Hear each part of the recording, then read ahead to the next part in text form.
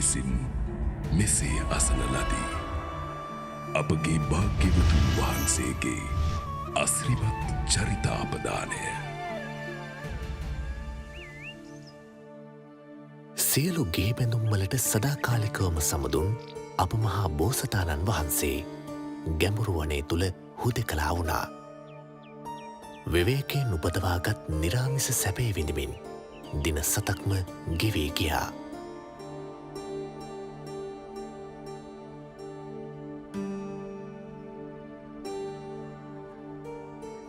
සත්වනි දිනේ බෝසතාණන් වහන්සේ රජගහනුවර ගෙපිළිවෙලින් පිඬුසිඟා වැඩියා.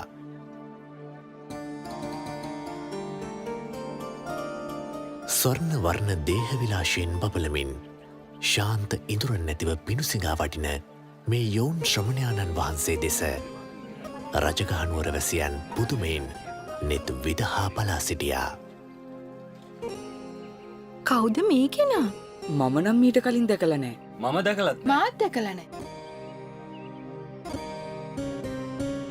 ප්‍රමාණවත් පරිදි පිණ්ඩපාතය ලැබුණු පසු මහ බෝසතාණන් වහන්සේ දන්වලඳීම සඳහා පාණ්ඩව පර්වත ප්‍රාන්තය බලා ශාන්ත ගමනින් වැඩම කළා.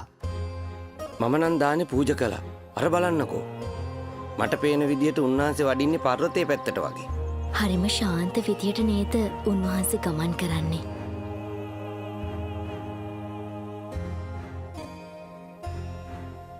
රජමැදුරේදී ඉතා ප්‍රණීත ආහාර භුක්තිවින්දද මේ මොහොතේ බෝසතාණන් වහන්සේගේ පාත්‍රය පිරී තිබුණේ මිශ්‍ර වූ ආහාරයන්ගෙන්. එනිසා දන්වලදීමට පාත්‍රය අතට ගත්සැනින් බෝසතාණන් වහන්සේ තුළ පිළිකුල් හැඟීමක් හටගත්තා. නමුත් උන්වහන්සේ තමන් වහන්සේටම මෙසේ අවවාද කරගත්තා. මා ගිහි ජීවිතය අත්හැරිය ප්‍රණීත ආහාරපාන සොයාගෙන නොවේ, විමුක්තිය පිණිසයි. මා ආහාරපාන ගත යුත්තේ ජවය හෝ මදය හෝ පිණිස නොව ජීවිතය පවත්වාගෙන යාම සඳහායි. ඔවුන් වැඩීමට පහසුව පිණිසත් පබසර දෙවියට අනුග්‍රහය පිණිසත් පමණයි.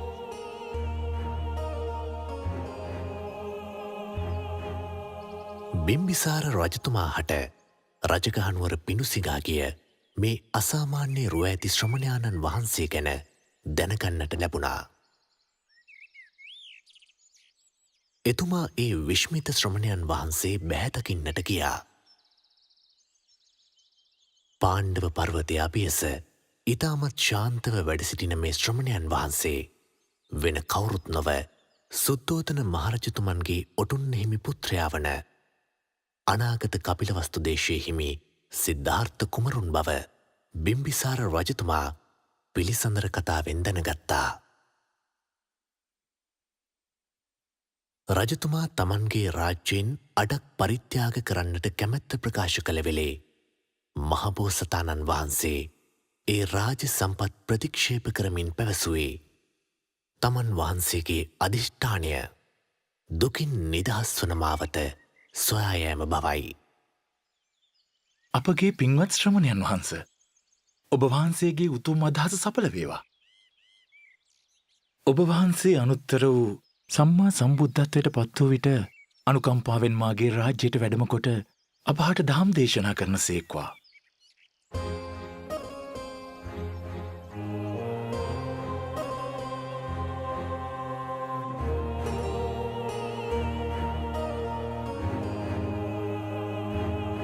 විමුක්තිය සොයා යන මහබෝසතාණන් වහන්සේ ආලාර කාලාම නම් තපස්වීන් වහන්සේ වෙත පැමිණියා. ජීවිතාවබෝධය කරන අපේක්ෂාවෙන් ආලාර කාලාම තපස්වීන් ළඟ නැවතී ආකින් චඤ්ඤායතන අරූප සමාධිය දක්වා සිත දියුණු කළා. ආලාර කාලාමයන්ගේ ධර්මය උපකාරී වන්නේ ආකින් චඤ්ඤායතන ලෝකේ ඉපදීම පිණිස පමණක් බව අවබෝධ කරගෙන එතනින් නික්මී රාමපුත්‍ර උද්දක තපස්වීන් සොයා ගියා. රාමපුත්‍ර උද්දකයන් විසින් මහබෝසතාණන් වහන්සේට නේව සංඥා නාසඤ්ඤායතනය දක්වා සිත දියුණු කරන ආකාරය පෙන්වා දුන්නා. උද්දක රාමපුත්‍රයන්ගේ ඉගැන්වීම්ද නැවත ඉපදීමක් පිණිස හේතුවන බව තේරුම්ගත් මහා බෝසතාණෝ එතනින්ද නික්ම ගියා. දුකින් එතරවීම පිණිස තමන් වහන්සේ විසින්ම මාර්ගයක් සොයාගත යුතු බව බෝසතාණන් වහන්සේ කල්පනා කළා.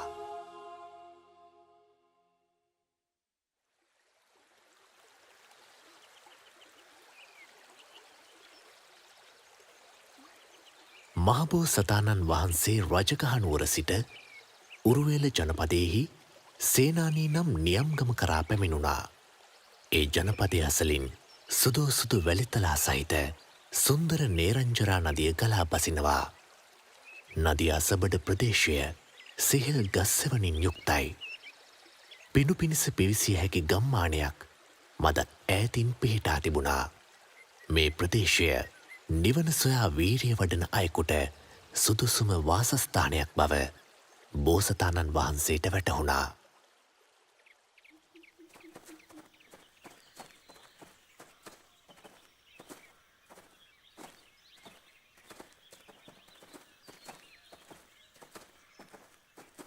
සිද්ධාර්ථ ගෞතමයන් වහන්සේ ගිහි ජීවිතය අත්හලපුවත දඹදිව පුරාම පැතිර ගියා. ඒ සමගම මහබෝසතාණන් වහන්සේ සොයාගන්නා නිවන් මඟ වඩන අදහසින් කොණ්ඩඤ්ඤ බ්‍රාහ්මණයා පැවිදි වුණා. එසේම වප්ප, බත්තිය, මහානාම, අස්සජී යන බ්‍රාහ්මණ කුමාරවරුද පැවිදි බිමට පත් වුණා. මේ තාපසවරුන් 5 දෙනා ප්‍රකට වූයේ පංච වග්ගීය තාපසවරුන් ලෙසයි. ඔවුන් මහබෝසතාණන් වහන්සේව සොයමින් ගම් නියම්ගම් සිසාරා ඇවිද ගියා. අවසානයේදී උරුවේල ජනපදයේ නේරංජරා නදිය අසබඩ වීරිය වඩන මහබෝසතාණන් වහන්සේව ඔවුන්ට මුණගැසුණා. මහබෝසතාණන් වහන්සේ සම්මා සම්බෝධියට පත්වී තමන්ටද ධර්මයේ දේශනා කරනු ඇතැයි යන අපේක්ෂාවෙන් පස්වග තාපසවරුන්ද මහබෝසතාණන් වහන්සේ සමීපයෙහිම නවාතැන් ගත්තා.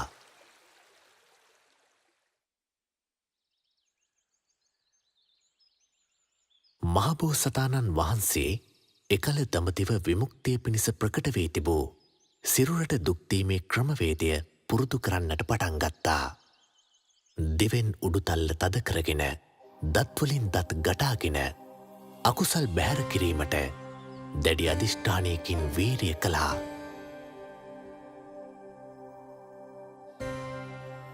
එවිට මුළු සිරුරින්ම දහඩිය ගලාගෙන ගියා. තද හිසරදය ඇති වුණා. ඉන්පසුව මාරාන්තික දුක්ගෙන දෙන අප්‍රාණික ධානය වඩන්නට පටන් ගත්තා. පිළිවිලින් නාසයෙන් කටින් කන්වලින් වාතය ඇතුළුවන පිටවන එකත් නතර කළා. සිරුරට අප්‍රමාණ දුක් දුන්නා. උන්වහන්සේ මහා වැස්සේ පවා අප්‍රමාණ වීරිය කළා. ඉන්පසුව බෝසතාණන් වහන්සේ ආහාර ගැනීම ක්‍රමයෙන් අඩු කළා. අවසානයේදී සම්පූර්ණයෙන්ම ආහාර පාන ගැනීම නවත්වන්නට තීරණය කළා. එවිට දෙවිවරුන් මෙසේ පැවසුවා: ඔබ වහන්සේ ආහාර පාන නතර කළොත් අපි රෝමකූපවලින් දිව්‍ය ඕජස් ඇතුළු කරනවා.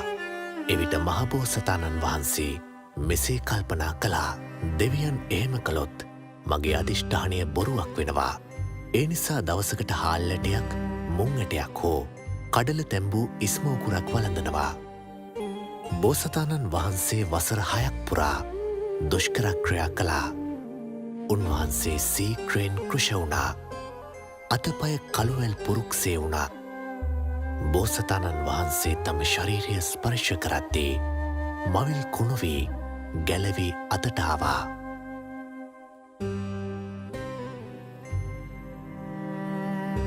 කුස අතගාන විට පිටකොන්ද අහු වුණා.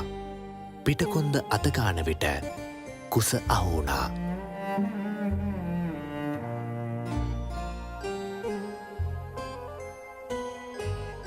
ලෝකයේ විමුක්තිය පිණිස යම් ආකාරයකින් දුකක් දිය යුතුද? ඒ සෑම දුකක්ම මා විසින් ශරීරයට දුන්නා. නමුත් මාර්ගයක් හෝ ප්‍රතිපදාවක් සොයා ගැනීමට මට තවමත් හැකි වුණේ නැහැ.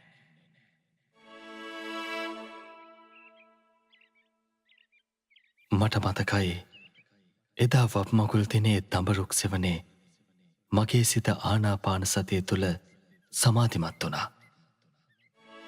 එදා ඇතිවුණු සැහැල්ලුවත් සැපයත් නැවත ඇතිකරගත්තොත් ජීවිත අවබෝධය පිණිස මාර්ගයක් ප්‍රගුණ කරගන්න එය උදව්වක් වේවි.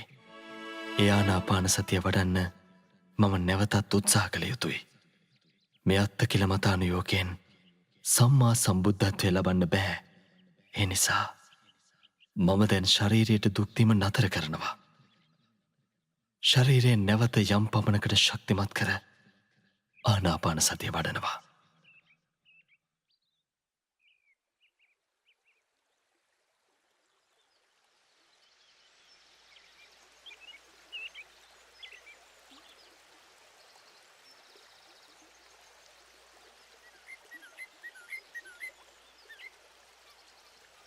ගෞතමයන් වහන්සේ ඒ විමුක්තිය පිණිස පවතින එකම මාර්ගය බැහැරකොට අනතුරට වැටුණා.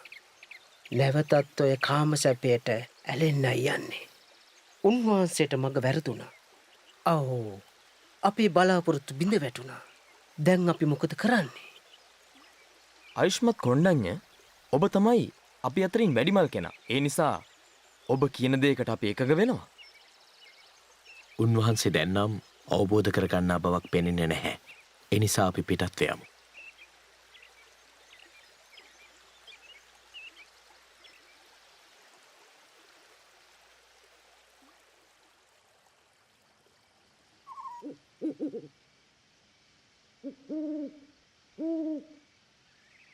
වෙසක් පුන් පොහෝ දිනට පෙරදින රාත්‍රියේ බෝසතාණන් වහන්සේ පෙර නොදුටු විරු සිහින 5ක් දුටුවා. ඒ සෑම සිහිනයකම මහා පුරුෂයෙකු වන බවට පෙරනිමිති විදහා පෑවා.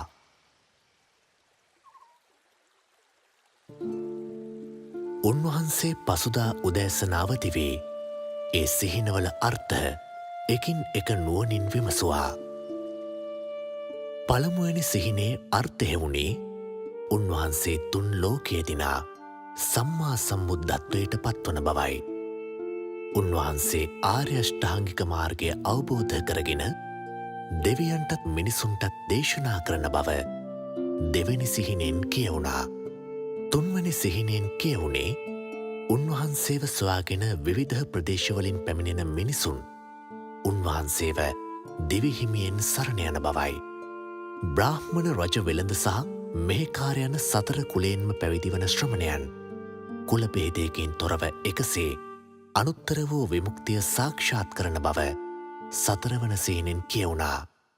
පස්වන සිහිනෙන් කියවුණේ සිව් දිශාවෙන් ගංගා ගලා එන්නාසේ බොහෝ මිනිසුන් අප්‍රමාණ ලෙස සිව්පසය ගෙනවිත් පූජා කළද උන්වහන්සේ ඒ කිසිවකටත් නොඇලී වාසය කරනා බවයි.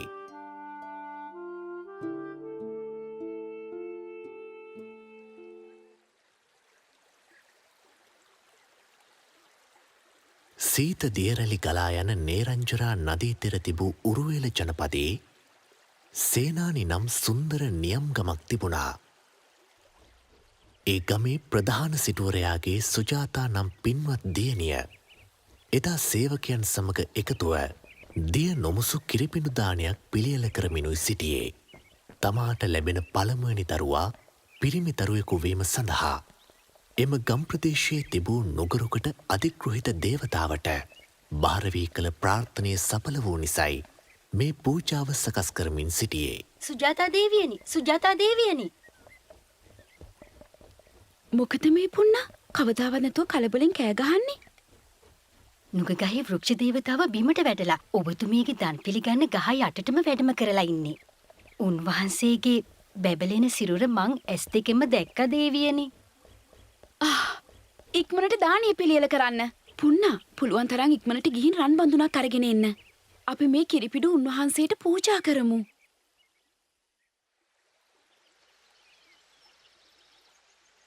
සුජාතා සිටු දේවියත් පුන්නාත් රුක්ෂ දේවතාවායයි සිතා අප මහා බෝසතාණන් වහන්සේට කිරිපිඩු පූජා කළා.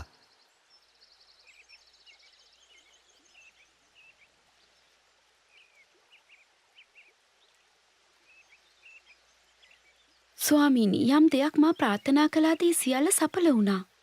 ඔබ වහන්සේගේ යම් ප්‍රාර්ථනාවන් නැත්ත ඒ සියල්ලත් සඵල වේවා. ඔබ වහන්සේ මේ කිරිපිඩු දාණය පිළිගන්නා සේක්වා.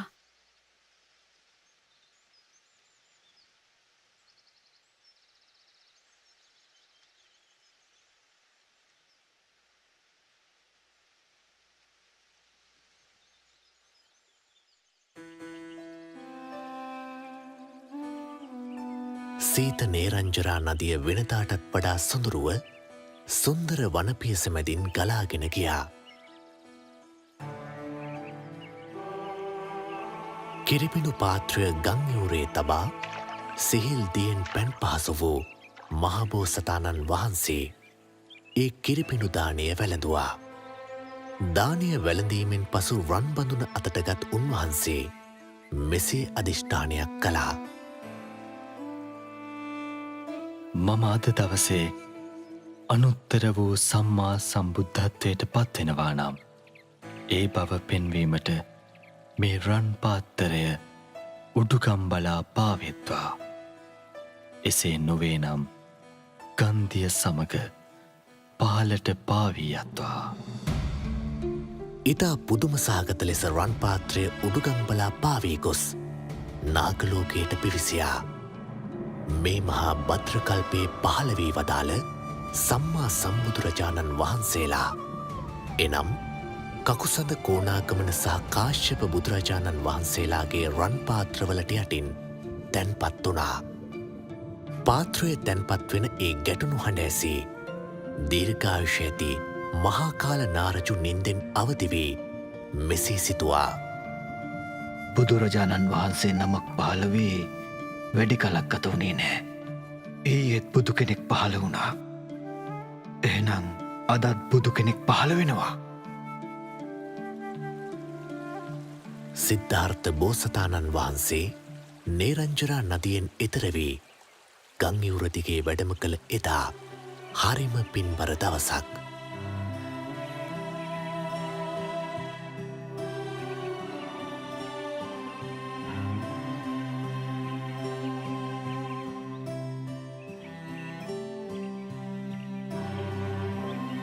ස්වාමීනී මගේ නම සොත්තිය. ඔබ වහන්සේ ගිහි කාලයේ මා හමු වී තිබෙනවා. මට අනුකම්පා කරලා මේ කුසතන ඔබ වහන්සේ පිළිගන්නාසේක්වා. කුසතන අටමිට පිළිගත් උන්වහන්සේ නිල්වන් පත්‍රයෙන් ගැවසීගත් සුවිශාල ඇසතු රුක් සෙවනට වැඩම කොට මෙසේ අධිෂ්ඨාන කළා. මාගේ ශරීරයේ ලේමස් වියලේවා. සම්නාර ඇට ඉතුරුවෙතොත් ඉතුරුවේවා. යම් පුරුෂ වීරයකින් පුරුෂ පරාක්‍රමයකින් අවබෝධ කළ යුතු යම් සත්‍යයක් ඇත්ත. මා එය අවබෝධ නොකොට මෙයාසනයෙන් නැගිටින්නේ නෑ.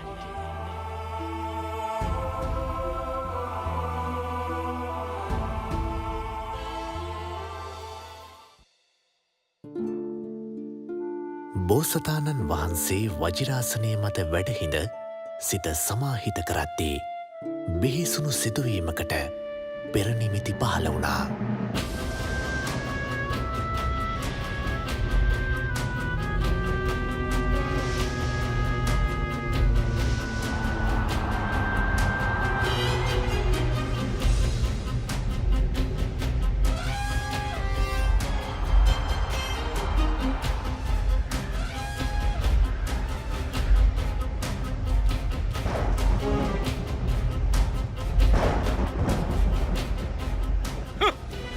මම සිද්ධාර්ථගේ සෑම පියවරක් පසුපසම ලූ බැන්ද. ඔහුගේ මේ ගමන මම අවහිර කරන්න ඕන. ඒ දැන් වජිරාසනය මත වාඩි වෙලා සිටිනවා. ඔහු එතනින් ඉවත් කළේ නැත්තං ඒ කාන්තෙන්ම ඔහු දිනනවා. අද මම ඔහුව නැගිට්ටවනවාමයි.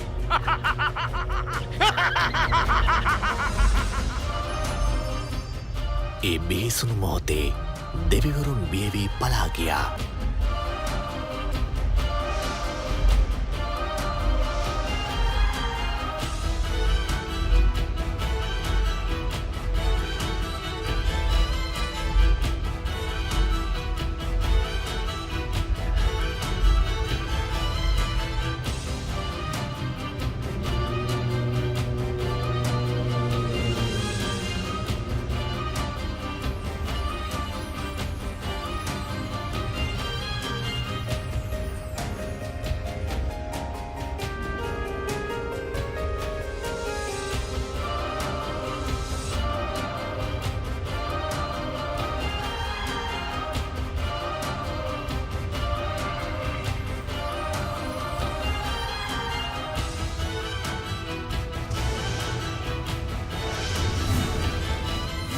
අසංකේය කල්පලක්ෂ 4ක් පුරාවට පුරන ලද පාරමී ධර්මයන්ගෙන් රැස්කරගන්නට යෙදුන පුණ්‍ය සම්භාරය හේතුවෙන් අප මහා බෝසතාණන් වහන්සේට පවිටු මාරයාගෙන් කිසිදු විපතක් සිදුවුණේ නැහැ.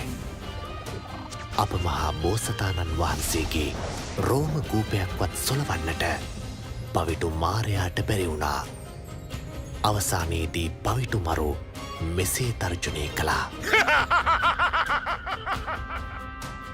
ඒ සිද්ධාර්ථ නුඹ හිතන්නේ මගෙන් පැනලා යන්න පුළුවන් වෙයි කියලාද? පුළුවන් නම් බේරියන් මේ ආයුධ වලින්.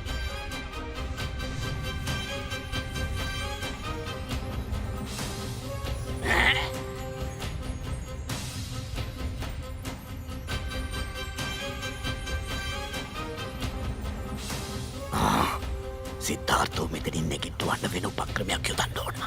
තියුණු ආයුධවල බලයත් ඔහු ඉදිරියේ නැති වුණානේ. සිද්ධාර්ථ නුඹ වාඩි වී සිටින ආසනයත් අයිති මට. හැකි ඉක්මනින් ඔතනින් නැගිටලා යනු. ඔය ආසනයේ අයිති මට. තේරුණාද? වහා ඉවත් වී ඔය ආසනය මට දෙනු. මාරේ මේ ආසනය නුඹේයි පවසන්න නුඹට තියෙන සාක්ෂි මොනවද? සාක්ෂි තිබේ නම් මාහට ඒ බව පවසන්න. ඊට කලින් කියනු මේ ආසනයෙන් නුඹේ කියන්න තියෙන සාක්ෂි මොනවද?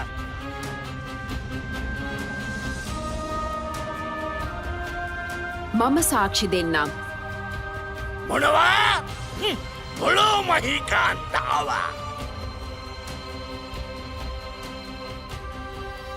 මෙහි වැඩ සිටින මේ මහා පුරුෂරත්නය සාරා සංකය කල්පලක්ෂයක් පෙරුම්දම් පුරාගෙන ආවේ මේ ආසනයේ මත වැඩ සිටින්නයි. මේ ආසනයේ අයිති මේ ශ්‍රේෂ්ඨ පුරුෂයාටයි.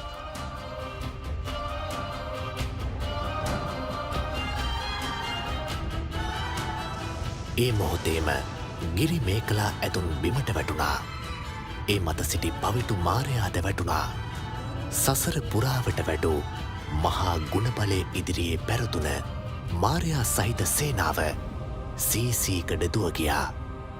ඒත් සමගම වටපිටාව මහත් නිස්කලංක ස්වභාවයක් ගත්තා.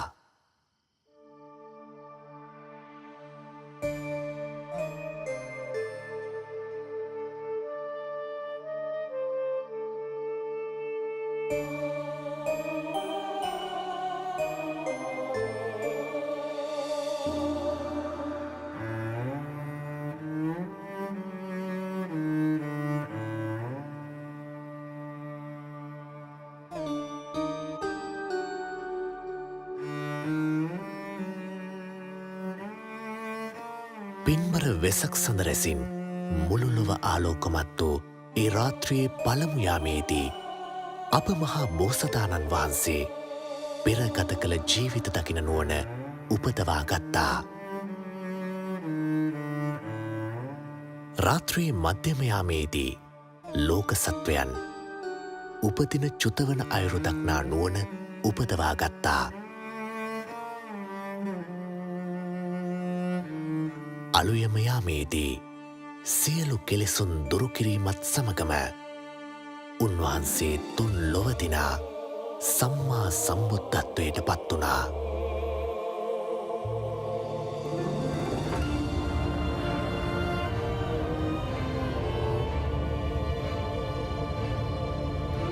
අහසේ පොළවේ ජලයේ සෑම තැනක්ම පුදුමාකාර ලස්සනකින් පිරී ගියා.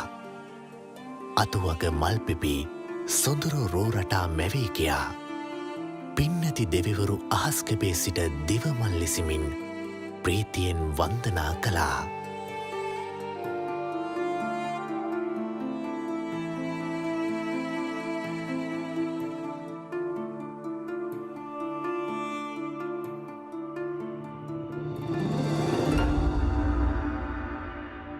කෙලවරක් නැති සසර පුරා ඇවිදිමින් ගියා. ජීවිතය නැමැති ගෙය හදන වඩුවා හඳුනාගෙන කැනි මඩලත් පරාලත් සුණු විසුණු කළා. සම්බුද්ධත්වය අවබෝධ කොට වදාළ බුදුරජාණන් වහන්සේ ජයශ්‍රී මහා බෝරජාණන් වහන්සේ අසල සති 7ක් ගත කළා. භාග්‍යවතුන් වහන්සේ ජයශ්‍රී මහා බෝධිමූලයේ විමුක්ති සුවය විඳිමින් නිරෝධ සමාපatti සුවයෙන් සතියක් වැඩ සිටියා. දෙවන සතියේදී බුද්ධත්වය ලැබීම පිණිස සෙවන සලසාලෝ උතුම් ජයශ්‍රී මහා බෝධීන් වහන්සේ දෙස ඇසිපිය නොහෙලා බලා සිටිමින් අනිමිස ලෝචන පූජාව සිදු කළා.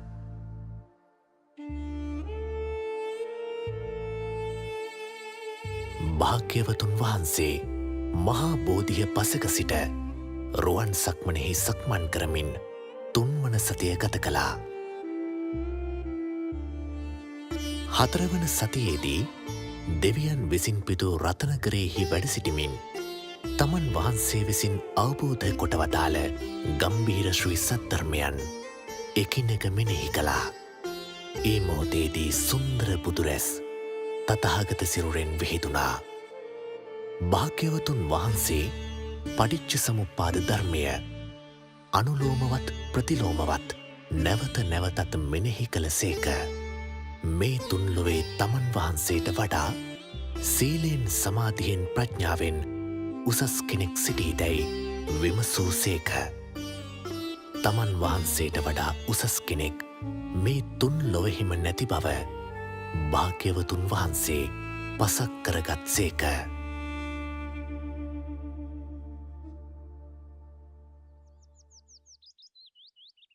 පස්වන සතියේදී භාග්‍යවතුන් වහන්සේ අජපාල නුගුරුක පාමුල භාවනා සුවයෙන් වැඩ සිටි සේක. බලන්න රති බලන්න රංගා අර ඉන්නේ අපේ පියාණන්ව පැරදූ ශ්‍රමණය නේද? ඔව් හරියට හරි තන්හා. ඒ ශ්‍රමණයම තමයි ඔය නුගරුකයට ඉන්නේ. අපි තුන්දෙනා කොහොම හරි එකතු වෙලා ඔය ශ්‍රමණයව පරාද කරන්න ඕනේ. පියාණන්ට බැරි වුණ දේ අපි තිදෙනා කරලා පෙන්නමු. තන්හා රගා අපේ මායාවලින් කොහොම හරි කරලා මේ ශ්‍රමණයව අපේ වසඟයට ගමු. ලස්සන ලස්සන කාන්තාරූප මවාගෙන මොනවා හරි දෙයක් කරලා ශ්‍රමණයාගේ හිත රාගයෙන් බැඳ තබමු. පිරිමින්ගේ අදහස් විවිධාකාරයි. අපි තුන්දෙනා විටින් විට වෙනස් වයස්වලින් යුතු කාන්තාරූප මවාගෙන ශ්‍රමණයා ඉදිරියේ මායාවන් පාමු.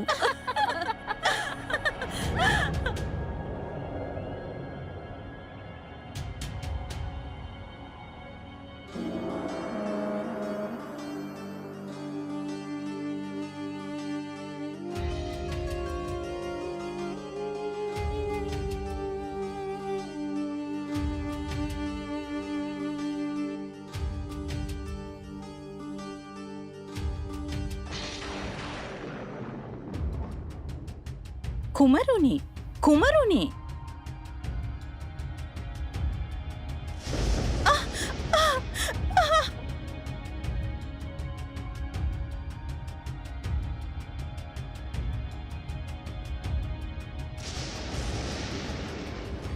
මාරදූවරුණේ නුඹල කළුගල් දත්වලින් හපන්න දොය හදන්නේ. දිරච්ච වැල් පටවල් වලින් විශාල පර්වතයක් අදින්න දොය හදන්නේ. ඔබේ ඔය පාපී සිතුවිලි ඉවත් කරගන්න.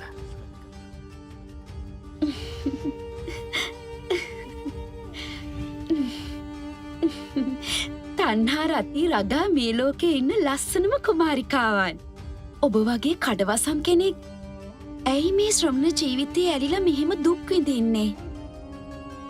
ඒක නම් ඇත්ත. බලන්න මගේ ලස්සන දිහා. අපි ඔබ වෙනුවෙන් ගී ගයන්නම්. සියලුම සැප සම්පත් ලබා දෙන්නම්. ඔබට හැමදාමත් සතුටෙන් ජීවත් වෙන්න පුළුවන්. ඒක ඇත්ත කුමරුනි. එන්න අපිත් එක්ක විනෝද වෙන්න. මේ බලන්න මගේ ලස්සන ඇස් දෙක දිහා. මගේ ශරීරයෙන් සුවඳ විහිදෙනවා. ඔබ ඇයි මෙතන තනියම ඉන්නේ?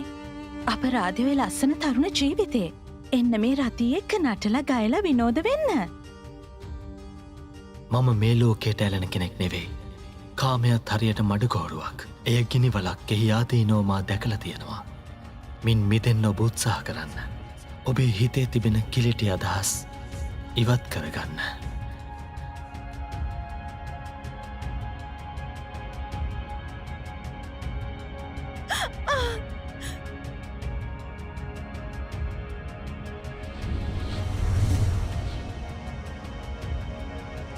අපේ පියාණන් වගේම අපිත් මේ මහා ශ්‍රමණයාට පැරදුනා. අපේ උත්සාහය අසාර්ථක වුණා. අපි ඉක්මනට මෙතනින් පලා යමු.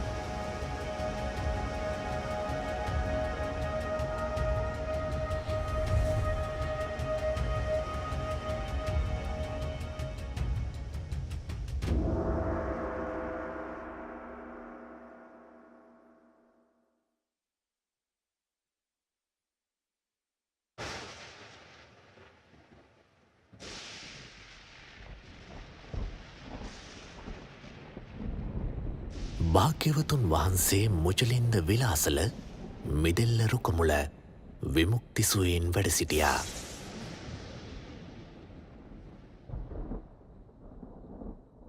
ඒ මොහොතේ අකාල මහවැස්සක් වසින්නට පටන් ගත්තා.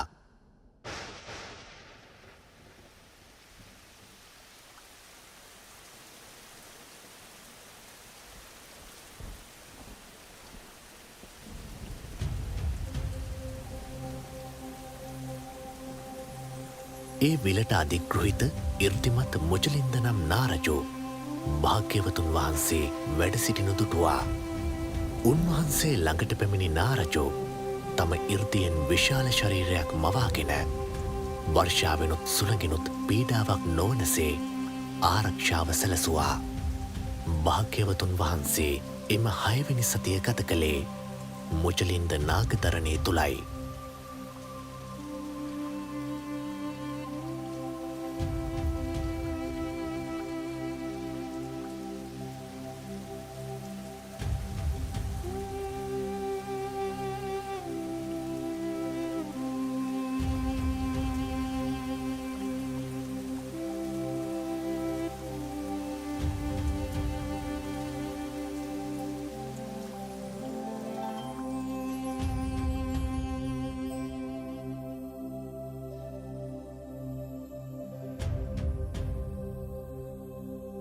වර්ෂාව නිමවීමත් සමගම මුචලින්ද නාරජෝ භාග්‍යවතුන් වහන්සේ ඉදිරියට පැමිණ ඉර්ති බලයෙන් තරුණයෙකුගේ රූපයක් මවාගත්තා.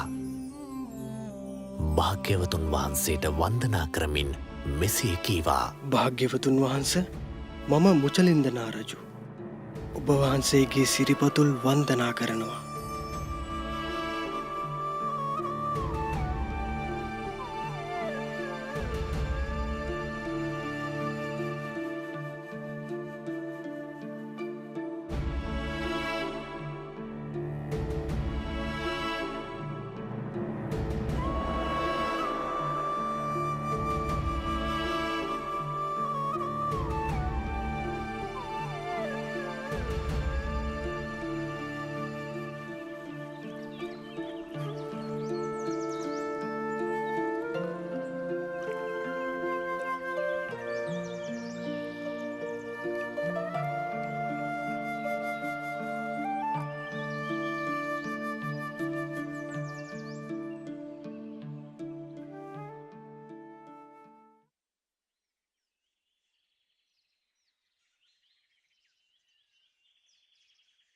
භාග්‍යවතුන් වහන්සේ රාජායතන කිරිපලු නුගුරුක් සෙවනෙහි විමුක්තිසුවයෙන් වැඩ සිටියා.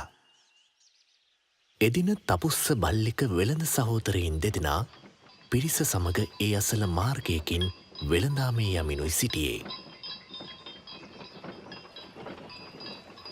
ඒ අතර උන්වහන්සේ ළඟට පැමිණි සක්දෙවිඳු මේ අයුරින් කියා සිටියා.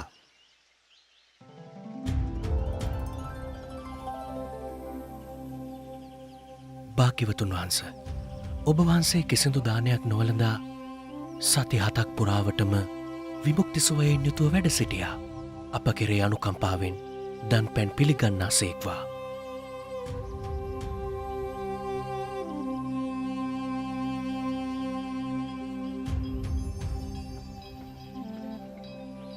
මේ වෙළඳ සහෝදරවරුන් පෙර ජීවිතයකද මගේ ඥාතීන්. මේ අයට භාග්‍යවතුන් වහන්සේ හමුවන්නට මඟ පෑදිය යුතුයි.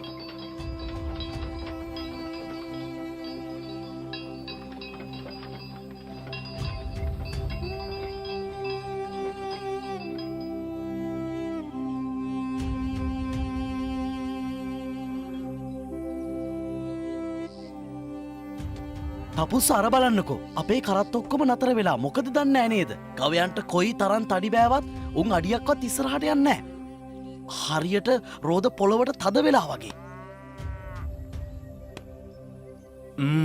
හරි පුදුමයි මොකද දන්න කරත්ත නැවැත්තුවේ මමයි සහෝදරවරුණි සම්මා සම්බුදුරජාණන් වහන්සේ නමක් පහළ වෙලා උන්වහන්සේ අර නුගරුකමුල වැඩ සිටිනවා ඔබලා සතෝයා ආහාරදානයක් ඇත්නම් නොපමාව උන්වහන්සේට පූජා කොට මහත් වූ පින් රැස් කරගන්න එය ඔබලාට බොහෝ කාලයක් හිතසුව පිණිසම පවතීවි සහෝදරවරුණි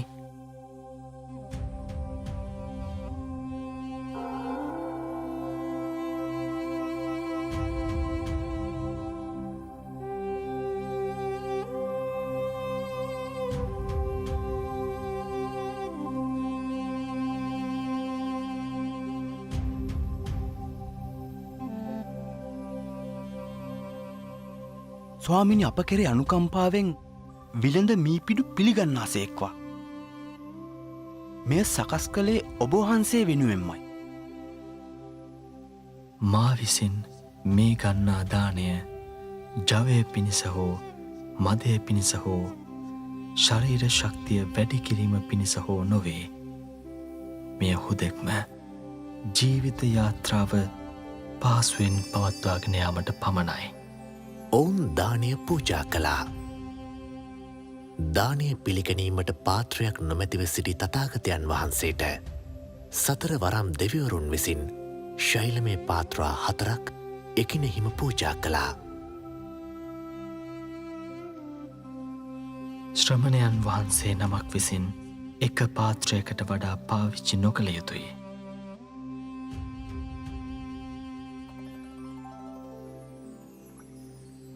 භාග්‍යවතුන් වහන්ස මම තපුස්ස මේ මගේ මල්ලි බල්ලික ස්වාමීනි අද පටන් දිවි තිබෙන තුරාවට ඔබවහන්සේ ධර්මයත් සරණ ගිය උපාසකයන් ලෙස අප පිළිගන්නාසේක්වා. ස්වාමීනි අප කෙරේ අනුකම්පාවෙන් ඔබ වහන්සේට වන්දනාමාන කිරීමට මේ මොහොතේ අප දෙදෙනාහට යමක් ලබා දෙන සේක්වා.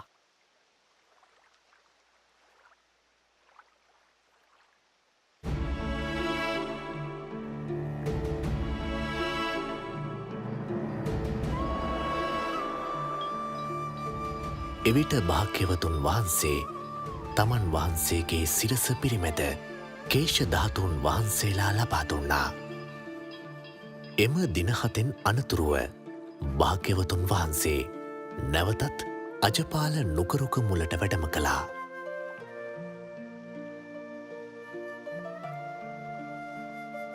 මේ ධර්මය හරිම සියුම් හරිම ගැඹුරුයි. නුවණැති අයට තමයි මෙය අවබෝධ කළ හැක්කේ. කම් සැපට ලොල් වී සිටින මිනිසුන්ට මේ අවබෝධ කරගත හැකිද? එය මට වෙහසක් පමණක් වේවිද? එවිට භාග්‍යවතුන් වහන්සේගේ අදහස දුටු සහම්පති බ්‍රහ්මරාජයා උතුම් ශ්‍රී සද්ධර්මය දේශනා කරනමින් භාග්‍යවතුන් වහන්සේකින් ඉල්ලා සිටියා. එවිට භාග්‍යවතුන් වහන්සේ බුදුනෙතින් ලෝකයේ දෙස දැක වදාලා. මේ ලෝකය නෙළුම් පොකුණක් වගේ. සමහර නෙළුම් පොහොට්ටු හොඳින් මෝරලා තියෙන්නේ. සූර්යා ලෝකයේ වැටෙනවත් එක්කම පිපෙනවා. ඒ වගේ සමහර මිනිසුන් හරිම ප්‍රඥාවන්තයි. ඉතා ඉක්මනින් මේ ධර්මය අවබෝධ කරගන්නට දක්ෂයි. සමහර නෙළුම් මල් පොහොට්ටු මෝරන්න ආසන්නයි. සූර්යා ලෝකයේ වැටුණද පිපෙන්නට මද කලක් ගත වෙනවා.